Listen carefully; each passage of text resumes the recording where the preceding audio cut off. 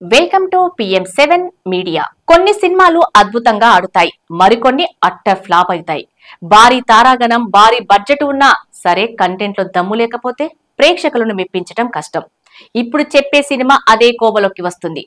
సడక్ చిత్రం 1991 సంవత్సరంలో అత్యధిక వసూలు సాధించిన చిత్రాల్లో ఇది ఒకటి. మహేష్ భట్ దర్శకత్వం వహించిన సడక్ మూవీలో సంజయ్ దత్, పూజా భట్ ప్రధాన పాత్రల్లో నటించారు.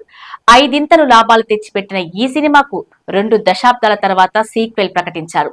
సంజయ్ దత్, అలియా భట్, ఆదిత్య రాయ్ కపూర్ ఇలా బడా స్టార్స్ తో 2020లో సీక్వెల్ తీసుకొచ్చారు. అయితే సడక్ చిత్రాన్ని ప్రేక్షకులు ఎంతలా ఆదరించారో సడక్ 2 మూవీని అంతే స్థాయిలో గట్టిగా తిప్పికొట్టారు. యూట్యూబ్ లో ట్రైలర్ రిలీజ్ చేసిన 24 గంటల్లోనే 70 లక్షల మంది డిస్లైక్స్ కొట్టారు. బాలీవుడ్ లో 2020లో ఇదో పెద్ద వండర్ కాగా సడక్ 2 పై అంత వ్యతిరేకత రావడానికి ముఖ్య కారణం ఉంది.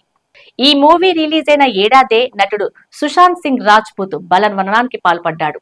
బాలీవుడ్ లోని నెపోటిజమే అతడి ప్రాణాలు తీసిందని జనాల్లో ఆగ్రహావేశాలు పెల్లుబికాయి.